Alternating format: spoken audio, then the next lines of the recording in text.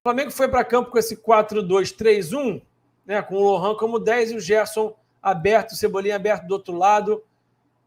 E o Corinthians, já estou botando aqui em organização defensiva, em bloco baixo, esse 5-4-1, que muitas vezes era um 5-3-2, porque o Wesley ele não baixa tanto, ele não tem tanto senso de urgência. Quem viu aqui o pré-jogo sabe que eu falei sobre isso, né? O Wesley é um jogador que não tem tanto senso de urgência, também é um jovem, então ainda amadurecendo enquanto jogador, às vezes não percebe muito bem que tem alguém passando aqui nas costas dele, que tem uma desvantagem aqui que ele precisa vir cobrir. Então o Flamengo usou muito esse setor aqui, ó, nas costas do Paulinho e nas costas do Wesley, porque faziam 5-3-2 muitas vezes, e quando você tem essa estrutura aqui de 5-3-2, essa região aqui do campo pode ficar vulnerável se você não conseguir pressionar o portador da bola, se você não conseguir gerar as dinâmicas necessárias para proteger esse setor. Então o Flamengo trazia o Gerson aqui para esse setor, abria o Varela e também vinha trazer o Lohan, às vezes aqui para se associar e gerar dúvida, para arrastar um zagueiro, para gerar espaço, para arrastar um volante, para arrastar um Gustavo Henrique, né? Para fazer esse movimento aqui. Mesmo com uma linha de 5, o Antônio Oliveira não conseguiu evitar que muitas vezes houvesse esse embate aqui, esse confronto aqui. O Cebolinha ficou muitas vezes aqui nesse 1 contra 1 contra o Fagner. E aí o Cebolinha no 1 contra 1 é mortal, né? O Fagner sofreu um pouquinho nesse tipo de contexto aqui. A gente tinha o De La Cruz fazendo esse papel aqui mais fora do bloco, mais na base da jogada, e você via também muitas vezes o Cebolinha trazer aqui para dentro, o Flamengo ocupar o entrelinhas com o Cebolinha, com o Lohan, até às vezes com o próprio Pedro, que saía aqui, né, para baixar em apoio, para tentar gerar dúvida, para poder arrastar um pouquinho a marcação, e aí você via também o Ayrton Lucas aberto aqui, a gente viu, especialmente no início do jogo, ele conduzindo algumas vezes aqui a bola na profundidade, ficando no contra 1 também com o Fagner, que mesmo com uma linha de 5, ficou em alguns momentos desprotegido, né? Então você tinha mais ou menos essa estrutura aqui, né? Do Alan, do De La Cruz, fazendo esse papel mais fora do bloco, o Flamengo ocupando bem aqui esse entrelinhas aqui, ó, ocupando bem essa região do campo aqui, com o Gerson, com o Lohan, com o Pedro, com o Cebolinha, muitas vezes ocupando aqui as costas desses 3 homens aqui dessa segunda linha de marcação do Corinthians. O Flamengo conseguiu muita vantagem por aqui. Então, méritos para o técnico Tite, que foi feliz na sua estratégia ao dispor os jogadores dessa forma no campo. Mérito para os jogadores que cumpriram muito bem taticamente, né? Foram muito bem. Você tinha aqui o Fabrício Bruno e o Léo também fazendo esse 2-3-5. O Flamengo muitas vezes com o Gerson baixando ou com o Varela baixando. Então, funcionou muito bem. Muitos méritos aí para o professor Proadenor, que escolheu bem essa estratégia de entrada em último terço.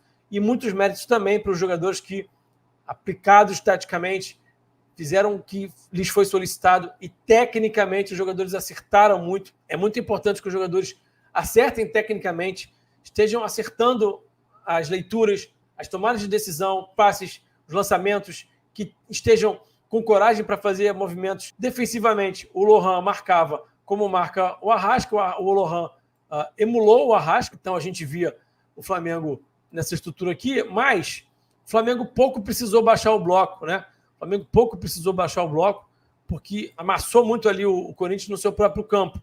O Flamengo, quando marcava nesse 4-4-2 aqui, mas quase não precisou entrar nessa estrutura aqui, especialmente no primeiro tempo, porque o Corinthians não conseguia entrar em organização ofensiva e entrar em último terço.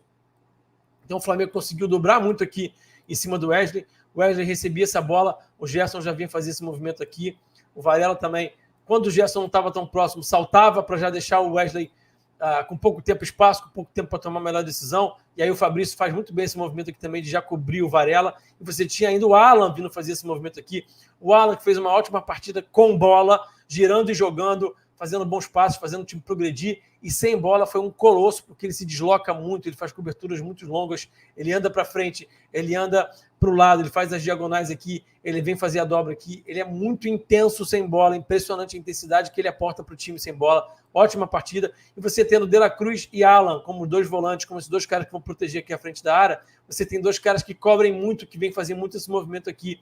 O De La Cruz, por exemplo, vem fazer esse movimento para cá, o Alan vem compensar aqui, você tem o Gerson fazendo balanço, eventualmente o Lohan vindo fazer o papel do Gerson, ou então o Lohan baixando aqui para não deixar uma área muito grande do campo descoberta, fazendo esse papel muito bem também, com bom entendimento, bastante intensidade, bastante jovialidade, né? Jogador jovem.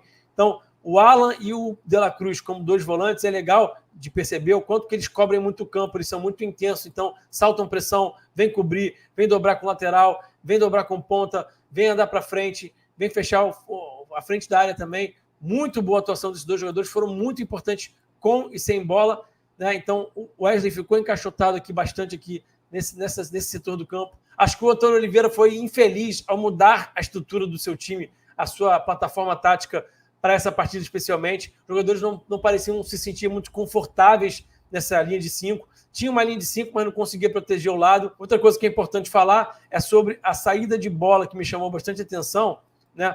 Vamos falar sobre essa saída de bola. Os laterais bem abertos aqui, né? É importante que eles fiquem abertos. Para quê? Com os pontos mais dentro aqui, né?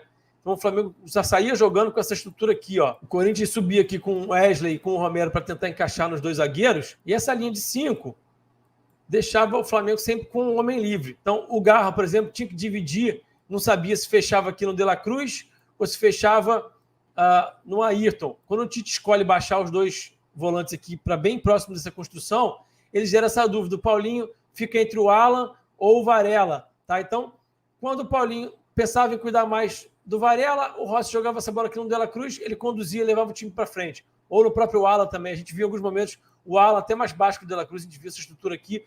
Dava essa bola aqui no Alan, o Alan girava e jogava. Então, a estrutura do Corinthians também facilitou um pouco a vida do Flamengo, como disse o Tite na entrevista coletiva, e ele falou muito bem, foi muito certo. Mas a estrutura que o próprio Tite escolheu e que me agrada, tá, também ajudou. Porque com os laterais abertos, você obriga esses meias aqui a ficarem em dúvida. Tá? E o Rossi teve mérito sim, porque ele teve capacidade de ler essas jogadas aqui, de ler quem era homem livre e fazer na diagonal ou fazer aqui por dentro. Algumas bolas longas foram feitas, mas sempre na vantagem, sempre morrendo no portador da bola. Essa bola não foi feita na disputa pelo alto. A bola vinha feita aqui para o portador matar no peito e já achar um companheiro aqui mais bem colocado. Quando precisou fazer um pouco mais da disputa, essa bola vinha para a disputa aqui, o Flamengo se posicionava em volta da bola aqui e ganhou mais primeira e mais segunda bola do que está acostumado a ganhar. Isso ajuda muito, isso dá muito volume para o time.